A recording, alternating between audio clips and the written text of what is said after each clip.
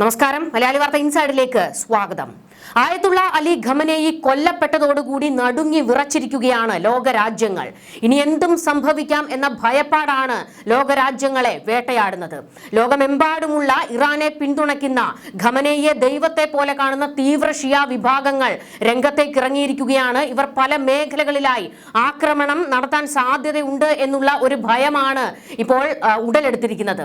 ഗൾഫിൽ അതിശക്തമായ ആക്രമണങ്ങൾ ഇറാൻ തുടർന്നുകൊണ്ടിരിക്കുകയാണ്. ദോഹയിൽ മിസൈൽ ആക്രമണങ്ങൾ ശക്തമാക്കിയിരിക്കുകയാണ്. പലയിടത്തായി പല കെട്ടിടങ്ങൾ തകർക്കുന്ന ജനവാസ മേഖലകളിലേക്ക് വരെ മിസൈൽ ആക്രമണം നടത്തിക്കൊണ്ടാണ് ഇറാൻ ഇപ്പോൾ കലിതുള്ളി രംഗത്ത് നിൽക്കുന്നത്. ഇതിനിടെ ഖമനേയി കൊല്ലപ്പെട്ടതോടുകൂടി അതീവ ജാഗ്രതയിലാണ് ഇന്ത്യ. കശ്മീരിൽ തെരുവിലേക്കിറങ്ങിയ ഷിയ വിഭാഗം പ്രതിഷേധം ആളിക്കത്തിക്കുന്നു. രാജ്യത്തെ ജൂതപ്പള്ളികൾക്കും ഇസ്രയേൽ അമേരിക്കൻ പൗരന്മാർക്കും സുരക്ഷ വർദ്ധിപ്പിച്ചു. പേപ്പട്ടികളെ ജൂതന്മാരെ, ട്രംപെ രക്തരക്ഷസെ, നിങ്ങളുടെ നാളുകൾ എണ്ണപ്പെട്ടു എന്ന കൊലവിളി മുദ്രാവാക്യം മുഴക്കിയാണ് കശ്മീരിലെ ഷിയ വിഭാഗം ഇപ്പോൾ കൊലവിളി നടത്തുന്നത്. സൈന്യം സുരക്ഷ വർദ്ധിപ്പിച്ചിരിക്കുകയാണ്. പല മേഖലകളിലേക്ക് സൈന്യം ഇപ്പോൾ ഇറങ്ങിയിരിക്കുകയാണ്. രാജ്യത്തെ ജൂതപ്പള്ളികൾ ആക്രമിക്കപ്പെടാൻ സാധ്യതയുണ്ടെന്ന ഭീതി കേന്ദ്ര സർക്കാരിനെ ആശങ്കപ്പെടുത്തുന്നുണ്ട്. ഇവിടങ്ങളിൽ ശക്തമായ സുരക്ഷയാണ് വർദ്ധിപ്പിച്ചിരിക്കുന്നത്.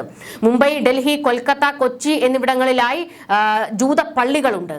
കേരളത്തിലെ ജൂതപ്പള്ളിക്കും സുരക്ഷ വർദ്ധിപ്പിച്ചിരിക്കുകയാണ്. ബ്രാബോൺ റോഡിന് ചുറ്റുമുള്ള മതപരമായ ഒരു സ്ഥലം അവിടം ഇപ്പോൾ സുരക്ഷാ വലയത്തിലാണ്. ഒരു കാലത്ത് കൊൽക്കത്തയിലേക്ക് ചൈനക്കാർ, അർമേനിയക്കാർ, മിഡിൽ ഈസ്റ്റിൽ നിന്നുള്ള ജൂതന്മാർ, മുസ്ലിങ്ങൾ എന്നിവരുടെ നിരവധി കുടിയേറ്റക്കാർ താമസിച്ചിരുന്ന ഒരു സ്ഥലം കൂടിയായിരുന്നു ഇത്.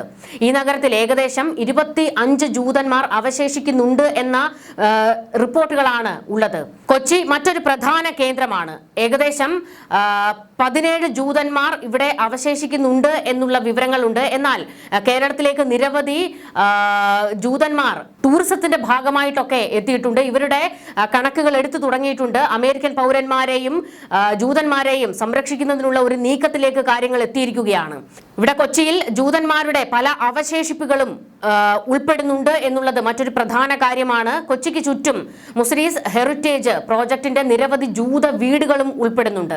ഇപ്പോൾ ഈ മേഖലയിലൊക്കെ സുരക്ഷ വർദ്ധിപ്പിക്കാനുള്ള നീക്കങ്ങൾ തുടങ്ങിയിട്ടുണ്ട്. ആക്രമിക്കപ്പെടാൻ സാധ്യതയുണ്ട്, അല്ലെങ്കിൽ ജൂതന്മാർ ആക്രമിക്കപ്പെട്ടേക്കാം എന്നുള്ള ഒരു ഭയത്തിന്റെ അടിസ്ഥാനത്തിലാണ്, ആ ഒരു ആശങ്ക ഉള്ളതുകൊണ്ടാണ് ഇപ്പോൾ ഈ കേന്ദ്രങ്ങൾക്കെല്ലാം തന്നെ സുരക്ഷ ശക്തമാക്കിയിരിക്കുന്നത്. ഖമനേയിയുടെ മരണം ലോകമെമ്പാടുമുള്ള ഷിയ വിഭാഗക്കാരെ കണ്ണീരിൽ ആഴ്ത്തിയിരിക്കുകയാണ്.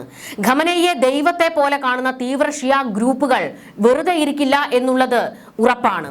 ഇസ്രയേലിനും അമേരിക്കയ്ക്കും മറുപടി കൊടുക്കാൻ അവർ ഏത് വഴിയും സ്വീകരിക്കും. അതുകൊണ്ട് തന്നെ ജൂത കേന്ദ്രങ്ങളും ഇസ്രയേൽ അമേരിക്കൻ പൗരന്മാരും ആക്രമിക്കപ്പെട്ടേക്കാം. അത് ലോകത്തിന്റെ പല ഭാഗത്തായി ആക്രമിക്കപ്പെടാനുള്ള സാധ്യതകളാണ് മുന്നിലുള്ളത്. ഇന്ത്യയിൽ പ്രത്യേകിച്ച് കശ്മീരിൽ വലിയൊരു വിഭാഗം ഷിയ ഗ്രൂപ്പുണ്ട്. തൊട്ടപ്പുറത്ത് പാകിസ്ഥാനിലും ഷിയ വിഭാഗം പൊട്ടിത്തെറിച്ച് നിൽക്കുകയാണ്. ഈ ഒരു സാഹചര്യത്തിലാണ് ഇന്ത്യ അതീവ ജാഗ്രതയിലേക്ക് ഇപ്പോൾ എത്തിയിരിക്കുന്നത്. കശ്മീരിൽ ഷിയ വിഭാഗക്കാർ തെരുവിലേക്ക് ഇറങ്ങിയിരിക്കുന്നത് ഭയപ്പെടുത്തുന്ന വസ്തുത തന്നെയാണ്. ഞങ്ങളുടെ നാഥൻ എന്നും വിളിച്ച് കരഞ്ഞുകൊണ്ടായിരുന്നു ഷിയ വിഭാഗത്തിന്റെ പൊട്ടിക്കരഞ്ഞുകൊണ്ടുള്ള പ്രതിഷേധം ഉടലെടുത്തത്. പിന്നീട് പ്രതിഷേധത്തിന്റെ മുഖം തന്നെ മാറുകയായിരുന്നു. തിരിച്ചടിക്കും എന്നുള്ള കൊലവിളി ഉയർന്നു. പ്രശ്നബാധിത മേഖലകളിലൊക്കെ സുരക്ഷ വർദ്ധിപ്പിച്ചിരിക്കുകയാണ് സൈന്യം. 2011 സെൻസസ് പ്രകാരം മുൻ ജമ്മു ആൻഡ് കശ്മീർ സംസ്ഥാനത്തെ 1.25 കോടി ജനസംഖ്യയുടെ 68.3% മുസ്ലിങ്ങളാണ്. ആർട്ടിക്കിൾ 370 റദ്ദാക്കിയതിനു ശേഷം സംസ്ഥാനത്തെ ജമ്മു ആൻഡ് കശ്മീർ, ലഡാക്ക് എന്നീ 2 കേന്ദ്രഭരണ പ്രദേശങ്ങളായി വിഭജിച്ചു. ഇതിൽ ഏകദേശം 15 ലക്ഷം ഷിയകളും ഏകദേശം 70 ലക്ഷം സുന്നികളുമാണ്. കശ്മീരിലെ ഷിയകൾക്ക് ഇറാനോടും ഹിസ്ബുള്ള പോലുള്ള ഗ്രൂപ്പുകളോടും ദേശാതിർത്തിക്ക് പുറത്തുള്ള വിശ്വസ്തതയാണ് ഉള്ളത്. അതായത് ഈ പറയുന്ന ഇറാഖിലോ ഇറാനിലോ ഷിയ വിഭാഗക്കാർക്ക് നേരെ, അല്ലെങ്കിൽ അവരുടെ മതപുരോഹിതന്മാർക്ക് നേരെ എന്തെങ്കിലും അക്രമങ്ങൾ ഉണ്ടായി കഴിഞ്ഞാൽ ഇങ്ങ് കശ്മീരിലും അതുപോലെ തന്നെ കേരളത്തിലും വരെ പ്രതിഷേധങ്ങൾ പൊട്ടിപ്പുറപ്പെടാറുണ്ട്. എന്നാൽ ഇപ്പോൾ ഒരു നിസ്സാരക്കാരനല്ല കൊല്ലപ്പെട്ടിരിക്കുന്നത്. ഖമനേയിയെ പോലെ ഒരു മത നേതാവാണ്. അതുകൊണ്ട് തന്നെ എന്തും സംഭവിക്കാം എന്നുള്ള ഒരു ഭീതി അത് നിലനിൽക്കുന്നുണ്ട്. ഹമാസ് തലവന്മാർ, ഹിസ്ബുള്ള തലവന്മാർ കൊല്ലപ്പെട്ടപ്പോഴും കശ്മീരിൽ പ്രതിഷേധം ആളിക്കത്തിയിരുന്നു. എന്നാൽ അതുപോലെയല്ലല്ലോ ഖമനേയിയുടെ മരണം.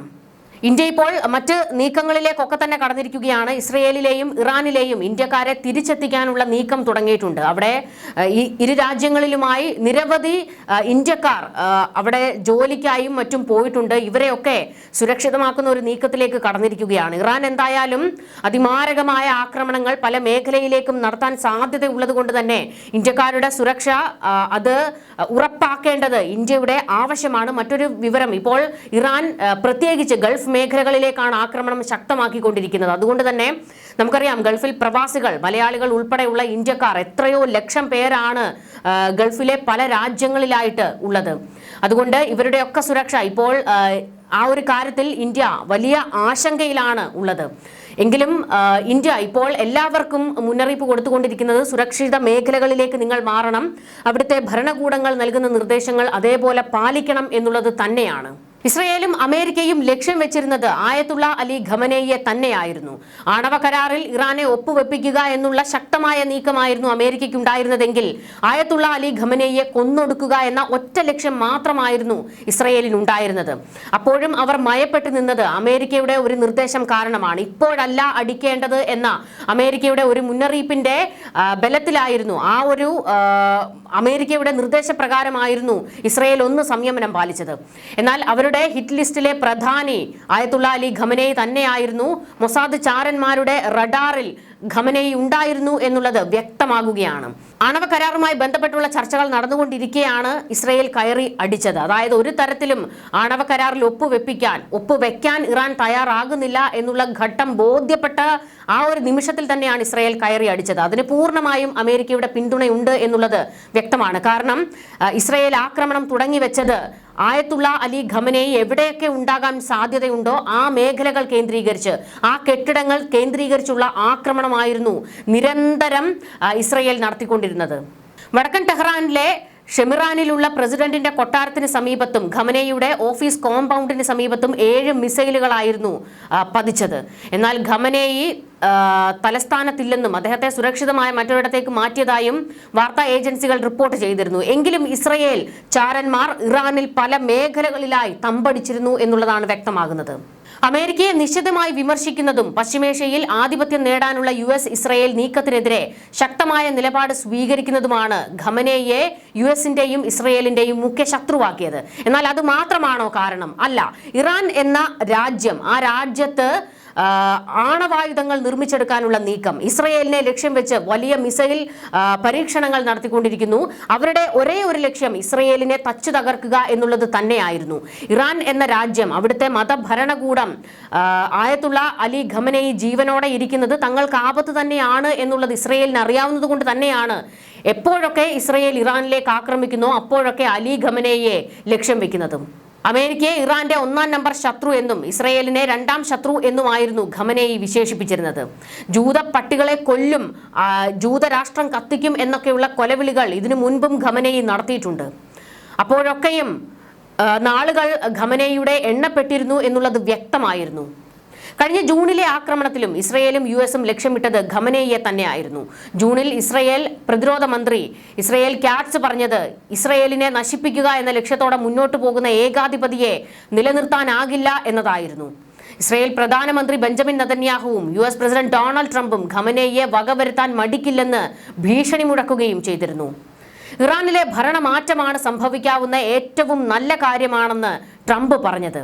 ഖമനേയിയെ വധിക്കാൻ തീരുമാനിച്ചാൽ അദ്ദേഹം അനായാസ ലക്ഷ്യം മാത്രമാണെന്നും ട്രംപ് അവകാശപ്പെട്ടിരുന്നു. അതായത് ഞങ്ങളുടെ റഡാറിൽ തന്നെ ഖമനേയി ഉണ്ട് എന്ന് തന്നെ വ്യക്തമാക്കുകയായിരുന്നു അമേരിക്ക.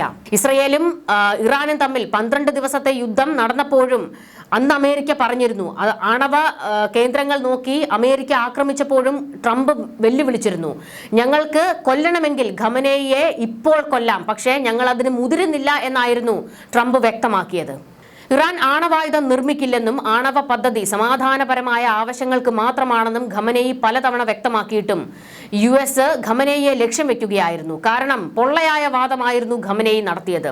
ഇറാന്റെ ആത്യന്തിക ലക്ഷ്യം ആണവരാഷ്ട്രമാകുക എന്നുള്ളതാണ്. എന്നാൽ ഇതുവരെ ഇറാൻ അതിന് സാധിക്കാതെ പോയത് അമേരിക്കയുടെയും ഇസ്രയേലിന്റെയും തുടരെയുള്ള ആക്രമണങ്ങൾ കാരണമാണ്. ഇറാൻ അണുബോംബ് നിർമ്മിക്കാൻ ശ്രമിക്കുന്നതായി US പലതവണ ആരോപണം ഉന്നയിച്ചിട്ടുണ്ട്. എന്നാൽ ഇന്റലിജൻസോ UN ആണവ നിരീക്ഷ നിരീക്ഷക സംഘമോ ഇത് കണ്ടെത്തിയിരുന്നില്ല. എന്നിരുന്നാലും ഇസ്രയേലും ട്രംപും ഈ ആരോപണം ഉന്നയിക്കുന്നത് തുടർന്നുകൊണ്ടേയിരുന്നു. അവരുടെ ഒരേ ഒരു ലക്ഷ്യം ഖമനേയി തന്നെയായിരുന്നു. 1979 വിപ്ലവത്തിലൂടെ അമേരിക്കൻ സഖ്യകക്ഷിയായ ഷാ മുഹമ്മദ് റസ പഹലവിയെ പുറത്താക്കിയ ഇസ്ലാമിക റിപ്പബ്ലിക്കിന്റെ സ്ഥാപകൻ ആയത്തുള്ള റൂഹുല്ല ഖമേനിയുടെ പിൻഗാമിയാണ് ആയത്തുള്ള അലി ഖമനേയി. ഗവൺമെന്റിന്റെ എല്ലാ ശാഖകൾക്കും സൈന്യത്തിനും നീതിന്യായ വ്യവസ്ഥയ്ക്കും മേലെ ഖമനേയിയുടെ അന്തിമ അധികാരമുണ്ട്. അതായത് പരമോന്നതൻ, രാജ്യത്തിന്റെ പരമോന്നതൻ ഖമനേയിയാണ്. ഖമനേയി പറയുന്നതാണ് അവിടെ സംഭവിക്കുന്നത്. ഇപ്പോൾ അലി ഖമനേയി കൊല്ലപ്പെട്ടതോടുകൂടി ഗൾഫിലേക്ക് അതിശക്തമായ ആക്രമണം, കാടടച്ച് വെടിവെക്കുക എന്ന് പറയില്ലേ, അതാണ് ഇറാൻ പുറത്തെടുത്തിരിക്കുന്ന ആക്രമണ ശൈലി. കാരണം കൊല്ലപ്പെട്ടിരിക്കുന്നത് ആയത്തുള്ള അലി ഖമനേയിയാണ്. അതിന് തിരിച്ചടി കൊടുക്കും എന്നുള്ള കൊലവെറിയിലാണ് ഇറാൻ ഇപ്പോൾ നിൽക്കുന്നത്. ഇറാനിൽ വലിയൊരു വിഭാഗം ഇപ്പോൾ കൂട്ടക്കരച്ചിൽ തുടങ്ങിയിട്ടുണ്ട്. എന്നാൽ മറ്റൊരു വിഭാഗം ജനങ്ങൾ സന്തോഷിക്കുകയാണ്. ഖമനേയി കൊല്ലപ്പെട്ടതിൽ അവർ ആർത്തു വിളിക്കുകയാണ്. കാരണം പൈശാചികനായ, ഏറ്റവും ക്രൂരനായ ഒരുത്തൻ കൊല്ലപ്പെട്ടു, അവൻ ചത്തു എന്നൊക്കെയുള്ള രീതിയിലാണ് ഇറാനിൽ നടന്ന ഈ ഒരു ആക്രമണത്തെ, ഖമനേയി കൊല്ലപ്പെട്ടതിനെ വിശേഷിപ്പിച്ച് പലരും പറയുന്നത്. ഇതിനിടെ പശ്ചിമേഷ്യയിൽ സമാധാനം പുനഃസ്ഥാപിക്കാൻ ഗൾഫ് രാഷ്ട്രങ്ങൾ കാട്ടിയ വിട്ടുവീഴ്ചകളെയും നയതന്ത്ര മര്യാദകളെയും കാറ്റിൽ പറത്തി ഇറാൻ നടത്തിയ മിസൈൽ വർഷം മേഖലയെ യുദ്ധത്തിന്റെ മുനമ്പിലെത്തിച്ചിരിക്കുകയാണ്. അമേരിക്കൻ ആക്രമണത്തിനായി തങ്ങളുടെ വ്യോമപാത തുറന്നു നൽകില്ലെന്ന് സൗദി അറേബ്യയും UAE ഉൾപ്പെടെയുള്ള രാജ്യങ്ങൾ ഉറച്ച നിലപാടെടുത്തിരിക്കുകയാണ്. ചർച്ചകൾക്ക് ചുക്കാൻ പിടിച്ച അറബ് മണ്ണിലേക്ക് തന്നെ ഇറാൻ മിസൈലുകൾ തൊടുത്തുവിട്ടത് എന്ന വലിയ വിമർശനമാണ് ഗൾഫ് രാജ്യങ്ങൾ ഉയർത്തിയിരിക്കുന്നത്. ഈ നയതന്ത്ര ചതി ഇറാനെ പശ്ചിമേഷ്യയിൽ പൂർണ്ണമായും ഒറ്റപ്പെടുത്തുമെന്ന സൂചന പുറത്തു വന്നിരിക്കുകയാണ്. തങ്ങളെ വിശ്വസിച്ച അയൽ രാജ്യങ്ങളെ ഇറാൻ വഞ്ചിച്ചു എന്ന വികാരമാണ് ഇപ്പോൾ ഗൾഫ് ലോകത്ത് ആഞ്ഞടിക്കുന്നത്. ലോകത്തിലെ ഏറ്റവും സുരക്ഷിതമെന്ന് കരുതപ്പെടുന്ന ദുബായിലെ പാം ജുമൈറ ഉൾപ്പെടെയുള്ള വിനോദസഞ്ചാര കേന്ദ്രങ്ങളിലും ആഡംബര ഹോട്ടലുകൾക്ക് സമീപവും ഇറാന്റെ മിസൈലുകൾ പതിച്ചത് വൻ പ്രത്യാഘാതമുണ്ടാക്കി.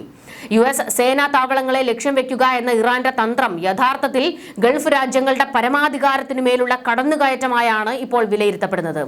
സൗദി അറേബ്യയെ പോലെയുള്ള വൻ ശക്തികൾക്ക് നേരെ ആക്രമണം ഉണ്ടായതോടെ ഇറാനുമായുള്ള എല്ലാ ബന്ധങ്ങളും പുനഃപരിശോധിക്കാൻ GCC രാജ്യങ്ങൾ നിർബന്ധിതരായിരിക്കുകയാണ്. ഇറാനെ നയതന്ത്രപരമായി തളയ്ക്കുക എന്ന അമേരിക്കൻ ഇസ്രയേൽ തന്ത്രം ഇതോടെ വിജയിച്ചതായിട്ടാണ് രാഷ്ട്രീയ നിരീക്ഷകർ കരുതുന്നത്. ഇറാന്റെ പടിഞ്ഞാറൻ മധ്യഭാഗങ്ങളിലെ തന്ത്രപ്രധാന കേന്ദ്രങ്ങളെ ലക്ഷ്യമിട്ട് ഇസ്രയേൽ വ്യോമസേന ചരിത്രത്തിലെ ഏറ്റവും വലിയ ദൗത്യമാണ് പൂർത്തിയാക്കിയത്. 200ഓളം അത്യാധുനിക യുദ്ധവിമാനങ്ങൾ പങ്കെടുത്ത ഈ ആക്രമണത്തിന് ഗൾഫ് രാജ്യങ്ങൾ തങ്ങളുടെ മണ്ണ് ഉപയോഗിക്കാൻ അനുവദിച്ചിരുന്നില്ല. എന്നിട്ടും ഇറാന്റെ പ്രതികാരം ഏറ്റുവാങ്ങേണ്ടി വന്നത് സാധാരണക്കാർ താമസിക്കുന്ന അറബ് നഗരങ്ങളാണ്. വിപണിയും ടൂറിസവും തകരുന്നതും ലക്ഷക്കണക്കിന് പ്രവാസികളുടെ സുരക്ഷയും ഗൾഫ് ഭരണകൂടങ്ങളെ പുതിയ പ്രതിരോധ നീക്കങ്ങൾക്ക് പ്രേരിപ്പിച്ചു. മേഖലയിലെ അതീവ ഗുരുതരമായ സാഹചര്യം കണക്കിലെടുത്ത് ഇന്ത്യൻ വിദേശകാര്യമന്ത്രി S ജയശങ്കർ ഇറാൻ ഇസ്രയേൽ വിദേശകാര്യമന്ത്രിമാരുമായി ചർച്ച നടത്തി. യുദ്ധം ഒന്നിനും പരിഹാരമല്ലെന്നും നയതന്ത്ര ചർച്ചകളിലൂടെ സമാധാനം കണ്ടെത്തണമെന്നും ഇന്ത്യ ആവശ്യപ്പെട്ടു. എന്നാൽ അമേരിക്കൻ ആസ്തികളെ ഇനിയും ലക്ഷ്യം വെക്കുമെന്ന ഇറാന്റെ പിടിവാശി പശ്ചിമേഷ്യയെ വൻ യുദ്ധത്തിലേക്ക് കൊണ്ടെത്തിച്ചിരിക്കുകയാണ്. ഗൾഫ് ആളിക്കത്തുകയാണ് എന്ന് വേണം ഒറ്റവാക്കിൽ പറയുക. കാരണം അത്രത്തോളം വലിയ ആക്രമണങ്ങൾ നിരന്തരം ഇറാൻ നടത്തിക്കൊണ്ടിരിക്കുകയാണ്.